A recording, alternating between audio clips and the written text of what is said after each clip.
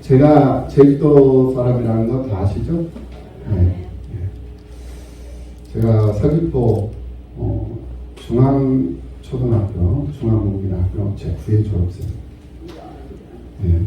그런데 제가 초등학교 이제 6학년으로 이렇게 올라가면서 그 싸움을 참 잘하는 친구가 있는데 그 녀석이 꼭 주변에 있는 친구들을 그냥 쭉 펴고 다니는 거예요. 근데 나는 이상하게 나하고는 친하게 지내더라고요. 그래서 지켜보고 있는데 한 친구가 돼지가 얻어 터져가지고는 나한테 와가지고 야, 언제 한번 우리 손잡고 저 녀석 한번 혼 좀 내주지 않을래? 그러는 거예요. 그래? 내가 뭐 굳이 뭐 저 친구를 뭐 혼내줄 이유는 없지만 네가 얻어 터진 모습을 보니까 너무 불쌍하기도 하고 짠하기도 하고 해서 그래 언제 한번 기회를 봐가지고 우리 같이 손잡고 저 녀석 손 좀 봐주자.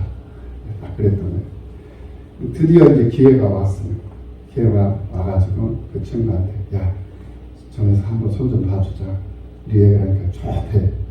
그래가지고 이제 학교 수업 끝나고 집에 딱 가는데 그 녀석이 내 백을 믿고 뒤에 가다가 이제 책가방을 거기서 가더라고요. 차가지고 그 녀석이 깜짝 놀라니까 또 내가 옆에 가가지고 막 저 패버리고 가니까 이 녀석이 싸움 참 잘하는 애예요. 근데 갑자기 뒤에서 막 책가방으로 막 후드러 치지 내가 옆에 가지고 막 그냥 폭풍 날리지 막 하니까 애가 정신을 못 차리는 거예요. 그래가지고 돼지게 한번 이제 손을 봐줘가지고 그 녀석이 그 다음부터는 싸움질을 안 하더라고요. 무서워가지고. 여기서 이 손을 잡는다. 야, 우리 손 잡고 야, 우리 같이 저 녀석 손 좀 봐주자 이러잖아요. 손을 잡는다라는 것은 연합을 하자라는 거예요. 힘을 합치자는 거예요. 그래서 뭔가를 한번 해보자. 음모를 꾸미든지 어떤 일을 계획하든지 하는 그런 뜻을 가지고 있는 것입니다. 그리고 야, 손 좀 봐주자 라는 그런 뜻은 상대방을 혼을 좀 내주자. 야, 우리 한번 손 잡고 저 녀석 손 좀 쓰지 않을래? 이런 얘기를 하면 손 좀 쓴다 라는 그런 의미는 혼을 좀 내주자 라는 그런 의미를 담고 있다. 이렇게 우리가 생각을 해볼 수가 있을 것입니다. 이렇듯 손을 쓴다, 손을 잡는다. 이렇게 손이라는 것은 여러 가지 어떤 일이나 문제의 해결의 도구로 사용되었던 것이 바로 이 손이라는 그러한 도구였습니다. 앞장에서 우리는 이스라엘이 이 블레셋과의 1차 전투에서 대패를 했죠. 대패를 한 이 이스라엘 군사 4,000명이 죽었으니까 얼마나 많은 군사들이 죽었습니까? 뭐 200명도 아니고 4,000명이 죽었습니다. 군사들만. 그러니까 아주 큰 참패를 당하는 거죠. 얼마나 속이 상했겠어요? 그래서 이것을 안 갚으면 되겠다. 반드시 복수를 하고 보복을 해야 되겠다. 그래가지고 이스라엘 장로들이 모여가지고 이제 결의를 합니다. 어떻게 하면 이길 수 있을까? 저 강한 블레셋을. 우리는 약하지만 저 블레셋을 분명히 이길 수 있을 텐데. 그리고는 장로들이 생각한 끝에 실로에 있는 하나님의 궤, 여호와의 언약궤를 우리 가져와서 이 전쟁터에다가 놓자. 그러면 그 언약궤가 걷는 힘을 발휘해가지고 이 블레셋 사람들을 다 전멸을 시켜줄 것이다. 그것을 우리가 경험을 했지 않느냐? 그것을 우리가 보아왔고 확인했지 않느냐? 그 하나님의 역사가 분명히 나타날 것이다. 이렇게 중지를 모아가지고 실로에 있는 언약궤를 가져다가 이제 전장에다가 갖다 놓은 거예요. 그리고는 이제 막 사기가 올라가지고 함성을 지르면서 블레셋을 위협을 한 거예요. 그러니까 이 블레셋 이 군사들이 참 미쳤나 하고 그냥 쳐다보는 거예요. 저 정신인가? 4,000명이 저렇게 죽은 쟤네들이 거의 다 전멸을 당했는데 뭔 힘이 있다고 저렇게 까부러대지 하는데 소식이 들어온 거예요. 하나님의 궤, 여호와의 궤가 이스라엘 진영으로 들어왔다라는 소식이 들어온. 그 말을 듣자 이 블레셋 사람들이 엄청나게 이제 두려움에 떤 거예요. 두려움에 떨면서 어떻게 할까? 이래 하다가 아니다. 그래도 우리가 이길 수 있다. 라고 자신을 하고 2차 이제 전쟁 쳐들어간 거예요. 2차 전쟁이 시작을 하니까 이 이스라엘 백성들은 하나님의 궤가 능력을 발휘해가지고 쳐들어오는 저 블레셋 저 군사들을 아마 이렇게 뭐 광풍으로 이렇게 쓸어버리든지 아니면 자중질환을 일으키든지 아니면 어떤 불이 떨어져가지고 태워버리든지 이렇게 하나님께서 어떤 기적의 역사를 일으킬 줄 알았어요. 땅을 갈라가지고 그들을 다 삼켜버리든지 어떤 그 기적의 역사가 일어날 줄 알았는데 기적의 역사는커녕 이 이스라엘 군사들 3만 명이 죽임을 당했어요. 2차 전쟁. 그러니까 아니 여호와의 궤를 갖다 놨는데 하나님의 궤에서 어떤 능력이 나타날 줄 알았는데 어떤 전혀 능력이 없는 거예요. 그리고는 쳐들어오는 블레셋 군사들은 더 사기왕성해가지고 그냥 속수무책으로 이스라엘 백성들, 이스라엘 군사들은 죽임을 당한 그 죽임 당한 그 숫자가 3만 명이라는 그런 숫자였다라는 거예요. 그래서 2차 전쟁에서도 완전히 대패를 해버린 이스라엘. 그래서 홈니와 비느하스도 그 2차 전쟁으로 인해서 죽었어요. 그리고 그 여호와의 궤를 뺏겼다 2차 전쟁에서도 이 자기 아들들이 죽었다라는 이 소식을 들은 엘리 제사장도 그 소식을 듣고 죽어버립니다. 그뿐만이 아니에요. 그 비느하스의 아내인 이 며느리 엘리 제사장의 이 며느리도 죽어요. 아이를 낳으면서 죽어요. 그냥 죽은 거 아니에요. 해산을 하면서 죽는 거예요. 그리고는 그 아이가 이제 태어났어요. 어머니는 죽고 태어난 그 아이, 어머니를 죽이고 태어난 그 아이가 혼자 남은 거예요. 그 아이 이름이 이가봇이에요. 그 이가봇이라는 뜻이 뭐냐? 영광이 그쳤다. 하나님의 영광이 이제는 이스라엘에서 떠났다. 라는 그런 뜻을 가진 이름이 바로 이 이가봇이라는 이 이름이었어요. 그래서 이 이가봇이 태어나면서 홀로 버려지게 되었던 그 불행, 가족을 다 잃고 집안을 다 잃고 홀로 어머니까지 죽이고 본인은 태어났잖아요. 그렇게 불행하게 태어나게 된 원인이 무엇이었느냐? 그 원인은 바로 아비 비느하스 그리고 조부 할아버지 엘리 제사장의 죄악의 대가, 그 죄악 때문에 이 아이는 불행하게 태어날 수밖에 없었다라는 것이 오늘 4장에 이어서 5장의 핵심적인 그런 요점 내용이었다라고 말씀을 드릴 수가 있습니다. 여기서 5장에서 하나님의 손이 엄중하여 라는 말이 두 번이 강조되어서 나옵니다. 아주 강하게 강조되어서 나옵니다.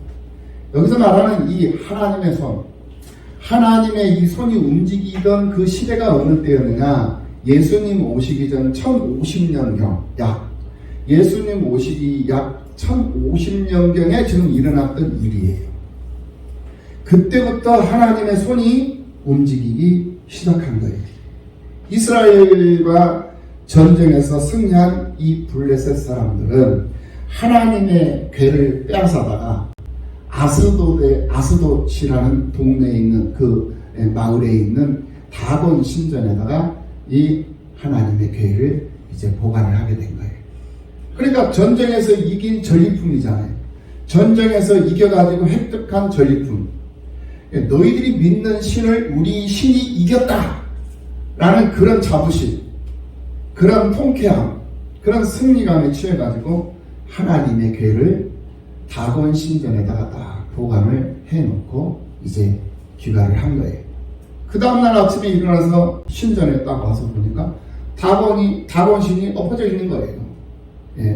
엎어져 있는 여호와의 궤 앞에 엎드려져 있는 거예요. 그러니까 깜짝 놀래가지고 우연히 이 신상이 엎어져 있겠지라고 생각하고 사람들이 신상을 다시 제자리에 이렇게 옮겨놨어요. 다시 세워놨어요.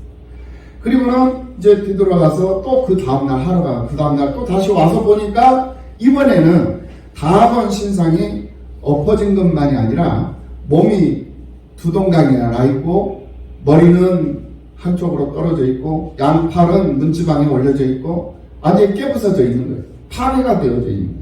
다곤 신상이 파괴가 되어져 있는 거예요. 하나님의 궤 앞에서 파괴되어져 있다라는 거예요. 그것을 보고 이 아스돗 사람들이 이제 겁이 난 거예요. 그런데 동시에 그것뿐만이 아니었어요. 동시에 이 아스돗 사람들에게 이 종기, 악종, 이 악한, 독한 이 종기가 이제 생겨나면서 이 종기로 인해 가지고 사람들이 괴로워하고 신음하면서 죽어가는 거예요. 재앙이 임한 거죠.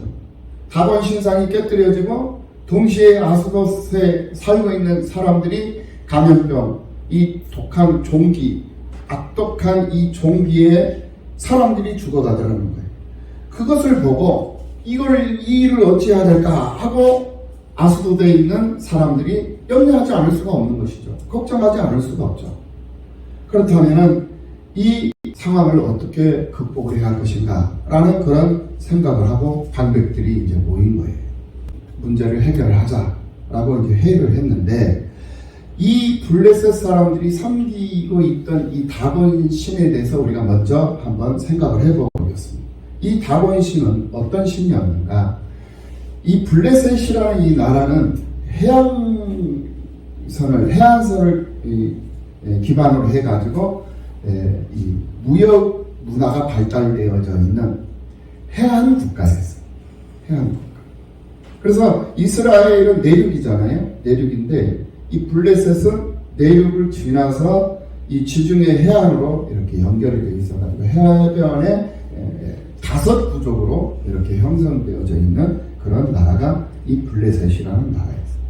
그리고 이 다곤이라는 이 신은 해양 대국, 고대 해양 대국에서 이제 생성이 되었던 그런 신이었는데, 그 생김새가 어떤 형상을 가지고 있었냐 하면은 반인 반어. 그러니까 이 절반, 배 위에서부터는 사람의 모양이고 배 밑으로는 물고기 모양이었다라는 거예요. 우리가 그 인어공주 알죠? 인어공주는 이쁘게라도 생겼잖아요. 그렇죠? 예. 그런데 이 다곤 씨는 이쁘게 생긴 것이 아니라 아주 험악하게 생긴 그런 물고기, 사람 형상이면서 물고기 형상을 가진 그런 우상이었다라는 거예요. 처음에는 이 해양 민족이었던 이 블레셋 사람들도 점차적으로 지중해 연안에 위치한 이 가나안 땅을 정복해 감에 따라서 이 다곤 신을 다산신, 풍요를 갖다주는 풍요신으로 이렇게 만들어가고 있었던 상황이었어요. 그런 상황 속에서 이 아스돗이라는 이 다곤 신전을 만들어가지고 반인 반어, 사람과 물고기 형상을 합성을 해놓은 우상을 만들어가지고 섬기고 있었다라는 거예요. 그런 상황 속에서 이 블레셋은 이제 국가가 형성이 됐었는데, 그때 당시는 왕국이라기보다는 부족들이 연합을 해가지고 연합국가를 형성하는 그런 시대였어요. 그래서 이 블레셋이라는 이 나라도 5개의 부족, 오늘 본문에 나오는 아스돗이라는 부족과 또 가사라는 부족, 가드라는 부족, 또 에그론, 아스글론이라는 그런 부족으로 연합해서 형성된 그런 국가가 바로 이 블레셋이라는 나라였다라는 거예요. 그래서 5 부족이 있었으니까 5 족장들이 세워져 있는 것은 당연한 거잖아요. 그 5 족장들이 바로 방백들이다라는 거예요. 그 방백들이 부족 연합의 형태를 띠고 블레셋이라는 나라를 형성하고 있었던 그런 상황이었다라는 거예요. 그런 중에 블레셋 사람들이 경험을 했는데, 그 경험을 한 사건이 2가지였죠. 첫 번째 사건은 바로 자신들의 풍요를 책임져주는 다산신, 자신들의 그 신상에서 깨뜨려져 가지고 이렇게 부서져 있다라는 이 사건. 그리고 2번째 사건은 독한 종기가 창궐을 해가지고 사람들이 죽어나가는 그런 사건. 이 2가지의 이 사건을 보면서 그들은 자기들에게 직접 일어나고 있는 일들로 인해 가지고 두려움을 느끼기 시작했던 거예요. 이러다가 우리가 다 죽는 것 아닌가 하는 그런 위기의식, 그런 위기의식을 느끼게 되었던 거예요. 그래서 이스라엘의 신이 자기의 백성을 치고 있다라고 판단을 한 이 블레셋 5 방백들이 이스라엘 신에게를 다른 지방으로 한번 옮겨보자. 이 아스돗 지방에서만 이런 일이 일어날 수도 있으니까 다른 지방으로 한번 옮겨보자 라고 결정을 했어요. 이번에도 이 가드 지역에 악한 종기가 또 이렇게 이제 번성하기 시작했던 거예요. 그래가지고 가드 사람들이 이 독한 종기 전염병으로 인해가지고 다 죽어가는 거예요. 그러자 이번에는 법궤를 이 가드 지방에서 에그론 지역으로 이제 옮겨가게 돼요. 그러나 이것 또한 마찬가지였어요. 가드 지역에서도 에그론 지역에서도 아스돗에서도 가는 곳마다 하나님의 법궤가 가는 곳마다 감염병이 확산이 되고 악독한 종기로 인해가지고 사람들이 막 죽어가요.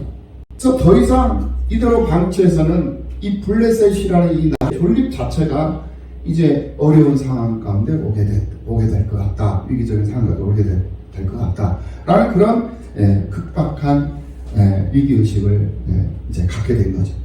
결국 블레셋 5 방백들이 모여가지고 그들의 자존심이 상하는 결정을 내리게 되죠.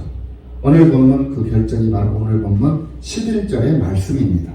이 11절의 말씀을 보면 이에 사람을 보내어 블레셋 모든 방백을 모으고 이르되 이스라엘 신에게를 보내어 그 있던 곳으로 돌아가게 하고 우리와 우리 백성이 죽임 당함을 면하게 하자 하니 이는 온 성읍이 사망의 환난을 당하니라. 거기서 하나님의 손이 엄중하심으로 이렇게 말씀하고 있는 것을 볼 수가 있어요. 그러면서 12절로 넘어서 죽지 아니한 사람들은 독한 종기로 치심을 당해 성읍의 부르짖음이 하늘에 사무쳤더라 그랬습니다. 얼마나 고통스러웠으면은 그 백성들의 그 부르짖음이 하늘에 사무쳤더라 라고 표현할 정도로 고통스러운 그런 감염병, 재앙을 하나님이 내게 하셨던 것을 볼 수가 있습니다. 그렇다면은 이 다곤 신전 안에서 일어난 일, 자기 백성이 죽어나가는 일들을 보면서 그들이 깨닫게 된 것이 어떤 것들이었는가를 우리는 생각해 보지 않을 수가 없죠. 그것은 바로 이스라엘과의 전쟁에서 블레셋이 승리한 것은 그들이 강해서 승리한 것이 아니라 이스라엘이 약해서 승리한 것이 아니라 하나님의 신이 죽은 신이어서 자기들이 승리한 것이 아니라 하나님께서 이스라엘을 버리셨기 때문이었다라는 것을 여기서 다시 한번 우리가 깨달아 볼 수 있다라는 거예요. 하나님이 그들을 외면하셨고 하나님이 그들 앞에서 침묵해 버리셨기 때문에 그들은 실패할 수밖에 없었고 전쟁에서 패배할 수밖에 없었고 그 결과 어부지리로 블레셋이 승리를 가져갈 수밖에 없었던 것이었다라는 것을 우리는 다시 한번 여기서 깨달아 볼 수 있다라는 거예요. 하나님은 스스로 존재하시는 분이에요. 믿으시죠? 어떤 사람들의 요구에 의해서 움직이는 그런 하나님이 아니에요. 자존자이시라는 거예요. 여호와 하나님이시잖아요. 스스로 계시고 스스로 판단하시고 스스로 주관하시고 스스로 계획하셔서 그 계획하신 일을 스스로 이루어 가시고 해결하시는 이가 하나님이에요. 사람의 요구에 의해서 사람의 이용 가치에 의해서 이용을 당하는 그러한 하나님이 아니시라는 거라는 거예요. 이것을 분명하게 우리가 4장에서 그리고 오늘 5장을 통해서 확인해 볼 수 있다 이 말입니다. 하나님은 우리가 요구하고 존재하고 있어 달라고 부탁을 한다고 해서 하나님이 존재하시고 우리 요구에 반응하시는 그런 하나님이 아니시다라는 거예요. 그것뿐만이 아니에요. 그뿐만이 아니라 하나님은 스스로 존재하시며 주관하시는 하나님이라는 거예요. 그리고 다곤 신전에서 일어난 일과 블레셋 사람들에게 급속히 번져나간 이 전염병은 하나님의 이름을 망령되이 일컫는 자들에게 경험하게 될 지옥 체험의 일부였다라는 것을 우리들에게 분명히 보여주고 있는 말씀임을 깨달아야 되겠다라는 거예요. 마지막으로 우리가 분명하게 알아야 하는 것은 하나님은 일부 지역에서만 일하시고 통치하시는 그런 지역적이고 지역적인 그런 신이 아니라는 거예요. 그런 하나님이 아니라는 거예요. 우리 하나님은 부분적으로 일하시는 하나님이 아니에요. 한 지역에서 한 나라에서만 일하는 그런 하나님이 아니시라는 거예요. 이 신들도요, 자기의 영역이 있어요. 사람들도 자기의 영역이 있고 이 신들도 자기의 영역이 있습니다. 우리나라의 영역을 삼고 있는 신들은 바로 귀신인데 무슨 귀신이냐? 바로 처녀귀신. 처녀귀신이 우리나라를 대표하는 귀신. 홍콩 지역을 대표하는 귀신은 무슨 귀신인지 아세요? 네? 틀렸어요. 네. 할매 귀신. 홍콩 할매 귀신. 유럽 지역에서 영역을 삼고 있는 유럽 지역을 대표하는 귀신은 뭔지 아세요? 그렇죠. 아, 역시 우리 성도들은, 우리 남가 성림교회 성도들은 수준이 있어. 유럽을 대표하는 귀신들은 드라큘라. 그럼 중국을 대표하는 귀신들이 뭔지 아세요? 이제 나오는 거야. 강시야. 네, 강시. 그러니까 각 나라마다 다 대표하는 신들이 있어요. 우리 하나님은 이스라엘을 대표하는 신이 아니요. 이스라엘 대표하는 신은 지역적인 그런 신이 아니라 이 사람들이 착각을 하는 거예요. 이스라엘 신하면 하나님. 예. 우리 대한민국 신하면 물귀신, 처녀귀신. 예. 착각 아니에요. 예. 하나님은 신들 위의 신이요, 신 중의 신이에요. 시편 136편 2절에서 3절의 말씀을 한번 봅니다. 2절 말씀을 보면 신들 중에 뛰어난 하나님께 감사하라. 신들 중에 뛰어난 하나님, 그 인자심이 영원하리로다. 3절을 보면은 주들 중에 뛰어난 주께 감사하라. 그 인자심이 영원하리로다. 또 시편 82편 1절 말씀을 보면 하나님은 신들의 모임 가운데 서시며 하나님은 그들 가운데서 그들을 재판하십니다.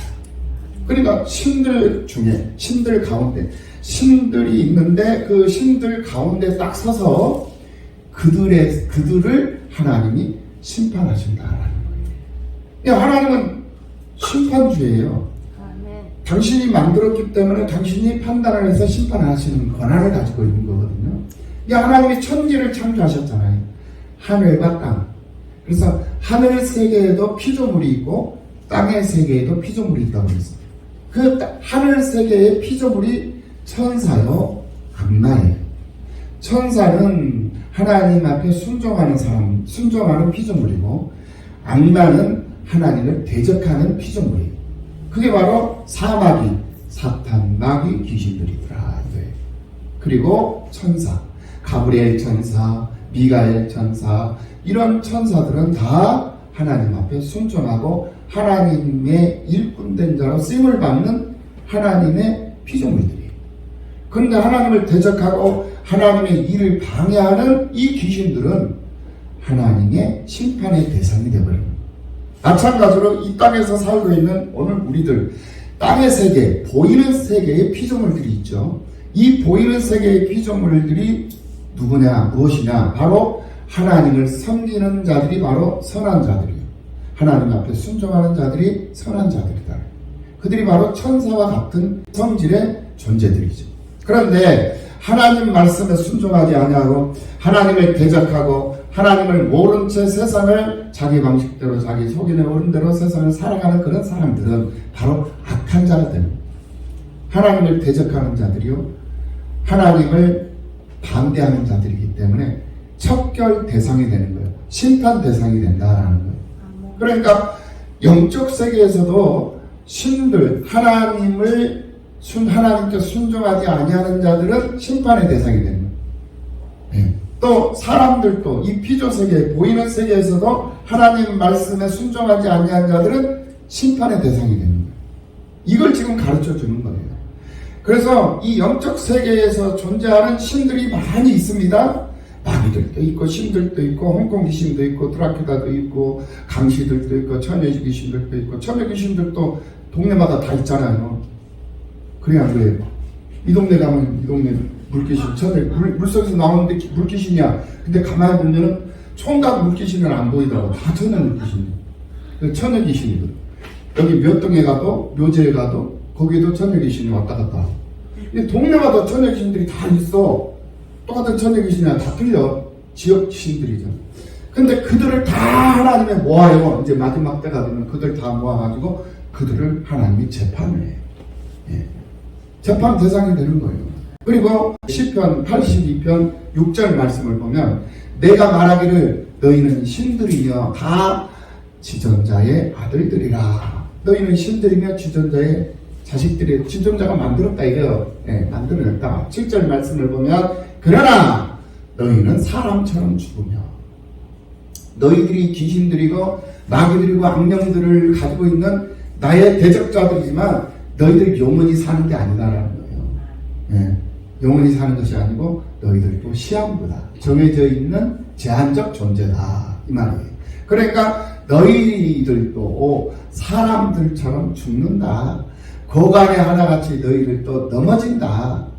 예, 하나님께서 분명히 이 신들, 그러니까 우상이든지 마귀들이든지 어떤 신들이든지 다 언젠가는 재판을 받고 심판을 받아서 다 죽임을 당하게 되어져 있다는 사실을 성경 여러 곳에서 우리에게 증거를 해주고 있는 사실을 우리는 분명히 여기서 깨달아 볼 수 있다라는 거예요. 여호와 하나님은 이스라엘 사람들의 신으로 그런 제한된 하나님으로 존재하는 것이 아니라 모든 신들을 주관하고 그런 신들 중에 신이요 왕 중에 왕이요 그래서 만왕의 왕이며 만신의 신이 바로 우리 하나님이시다 라는 이 사실을 오늘 이 사무엘상 5장을 통해서 우리가 다시 한번 확인해 볼 수가 있었다라는 거예요. 오늘 우리가 믿고 섬기는 그 하나님, 그 하나님이 이렇게 위대하시고 이렇게 대단하신 하나님이시라 이 사실을 믿으시기를 예수님의 이름으로 축복합니다. 이 말씀을 보면서도 이것을 못 믿는다면 이 사람은 구제불능이요. 이 사람은 죽어 마땅한 사람이 되는 거예요. 이 사실을 보고 듣고 있으면서도 하나님 말씀에 순종하지 못하고 그래서 하나님 말씀대로 말씀 따라 살아가려고 하는 그런 결단에 서지 못한다면 그것만큼 모자란 등신이 없는 거예요. 예. 그렇게 살면 안 된다는 거예요. 예. 그러니까 지금 이 시대를 살아가는 오늘 우리들은 내가 믿고 섬기는 하나님이 어떤 하나님이신가라는 사실을 분명하게 인식하고 살아야 된다는 거예요. 하나님의 괴를 전장에다가 딱 갖다 모셔놨는데 그 괴가 일을 할 줄 알았어. 어떤 기적을 나타내고 기적을 보여줄 줄 알았어. 그랬는데 안 하시는 거야. 움직이질 않아. 침묵해버리는 거야. 당신의 백성들이 죽어도 내버려 둬버린 거야. 하나님이 침묵하신 거예요. 왜 침묵을 하셨을까요? 왜 하나님이 이스라엘 당신의 백성들, 당신의 사람들, 당신의 자녀들이요 당신들이 구별해 놓으신 백성들이잖아요. 그 백성들이 한두 명이 죽어가는 것도 아니고 몇백 명, 수백 명이 죽어가는 것도 아니고 수천 명이 죽어가고 수만 명이 죽어가는데 하나님이 그거 그대로 내버려 두셨다라는 거예요. 왜 내버려 두셨겠어요? 왜 침묵을 하셨겠어요? 그들이 하나님과의 깊은 사귐을 갖지 않았기 때문에 그렇다. 하나님과의 교제가 없었어요. 그게 사사시대였잖아요. 그게 엘리 제사장의 그 시대였잖아요. 우리가 이 사무엘상 1장, 2장, 3장, 4장에서 확인했던 내용들이잖아요. 하나님의 말씀이 희귀했어요. 하나님이 주시는 이상이 없어. 꿈이 없어. 비전도 없어. 그리고는 모든 사람들이 다 자기 소견에 오른 대로 그냥 살아가는 거예요. 하나님을 왕 삼아야 되는데 하나님이 왕이요. 하나님을 왕으로 모시고 하나님이 지배해 주신 것을 감사하면서 그렇게 하나님께 영광을 돌리며 살아야 할 당신의 백성들이 당신을 왕 삼지도 않고 자기를 왕 삼고 산다 이거예요. 자기를 왕 삼고 자기가 판단해가지고 자기가 자기 경험으로 자기 지식으로 생각을 하고 그것이 옳은 것인가는 그냥 밀고 나가버리는 거예요. 이게 하나님은 없어. 하나님은 저 뒤에 그냥 갔다가 다곤 신전에다 그냥 방치해버리는 거예요. 그냥 하나님이 내버려둬 버리는 거야. 그래 너 용타. 그래 너 잘났다. 너 잘한다. 어디 한번 해봐. 내 저주 네 제주 용타. 너 똑똑하고, 너 잘났고, 너 힘있고, 너 돈 많고, 너 배짱 좋지 않느냐? 한번 해봐라. 내버려 둬버리는 거예요. 침묵하십니다. 그러니까 모든 사람들이 다 죽어가. 다 죽어. 그리고는 하나님의 이 여호와의 궤가 이방 신전에 들어가 있는 거예요. 예. 하나님이 얼마나 수치스러워요. 그곳에서 하나님이 용서하지 않는 거예요.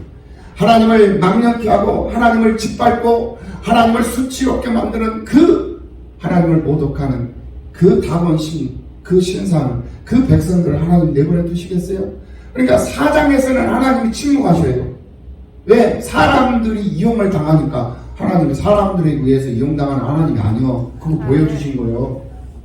니네들 편리할 때로 너네들 힘들고 어려울 때 나 찾지? 내가 움직이는 거 봐라. 안 움직여. 평소에 좀 잘해라. 있을 때 잘해. 후회하지 마라. 할렐루야. 아멘. 있을 때 잘하라. 하나님하고 깊은 사귐이 있어야 돼. 평상시에. 그런 사귐이 있고 그런 교제를 가지고 있었어봐. 여호와의 궤를 전쟁터에 딱 갖다 놓은 순간 하나님께서 역사를 하시면 그 블레셋 군사들이 찾아가 아마 땅을 갈라가지고 땅을 갖다가 그냥 그들을 매장을 시켜버렸을 거예요. 아니면 어떤 해오리 바람을 불게 해가지고 그들을 다 날려버리든지 아니면 어떤 불덩어리가 따라가져가지고 그들을 다 태워버리든지 이게 하나님께서 역사하시는 기적적인 역사들 아니겠습니까? 그런데 아무런 반응이 없는 거야. 결국 당신의 백성들만 다 죽이는 거예요. 당신의 군사들. 그런데 다곤신전에 딱 이제 모셔다 갖다 놓은 거죠. 전리품으로. 그러니까 하나님이 모욕을 당한 거잖아요. 그러니까 하나님 용서하지 않죠. 그래서 다곤신을 먼저 깨부숴버려.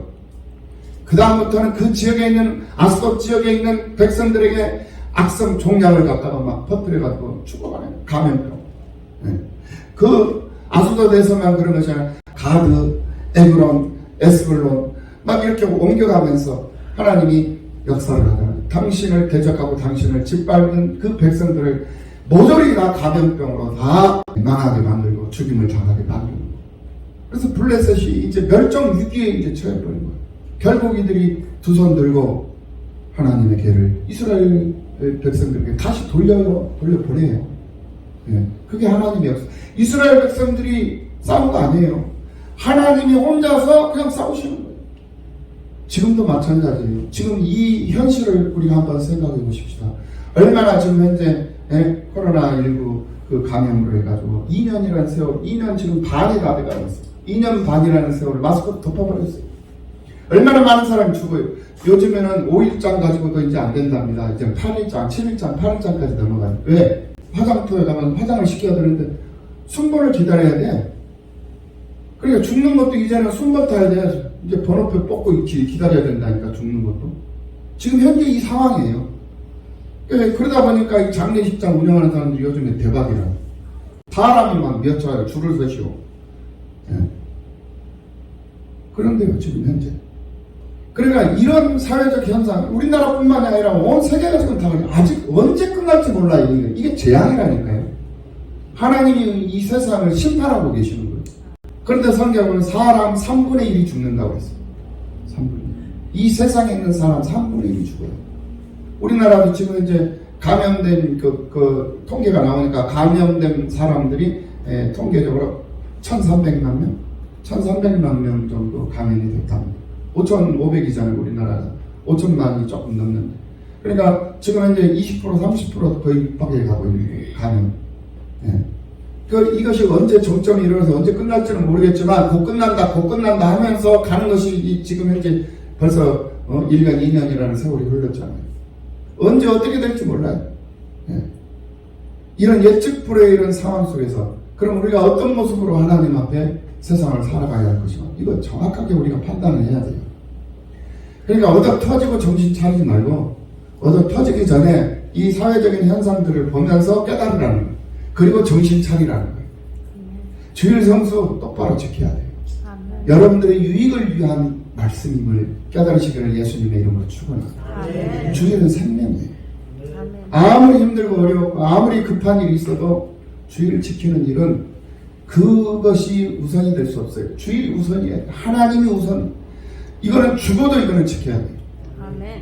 그것뿐만이 아니에요. 전도 생활하고 기도 생활하고 하나님 앞에 감사하고 봉사하고 헌신하고 참여하고 이거 의무예요. 의무. 하나님 나라 백성의 의무요. 자식이 해야 할 부모에게 해야 할 도리, 가정을 지켜야 하는 도리고 가정을 돌아보는 것 당연한 것. 내게 주어진 직분, 내게 주어진 직책, 내게 주어진 역할 소홀히 하지 말고 그것이 우선이 되고 그 일을 위해서 우리가 존재하는 것이고 그 일을 위해서 우리가 쓰임받는 것이고 내가 직장생활하는 것이고 학교생활하는 것이고 내가 사업을 하는 것이고 하나님의 영광을 드러내고 몸된 교회를 세우기 위한 목적을 위해서 내가 사는 거다라는 거예요. 내 목적을 위해서 교회가 있는 것이 아니고 나를 위해서 하나님이 있는 것이 아니고 하나님의 영광을 위해서 내가 존재하는 것이고 내가 필요한 것이고 내가 있는 것이다라는 거예요. 이걸 깨달으라. 이 일을 위해 여러분들이 선택되어져 있고 구별되어져 있는 사실을 기억하시고 하나님의 일에 쓰임받는 즐거움으로 세상을 사는 여러분들이 다 되고도 남으시는 역사가 있기를 예수님의 이름으로 축복합니다. 기도하시겠습니다. 하나님 아버지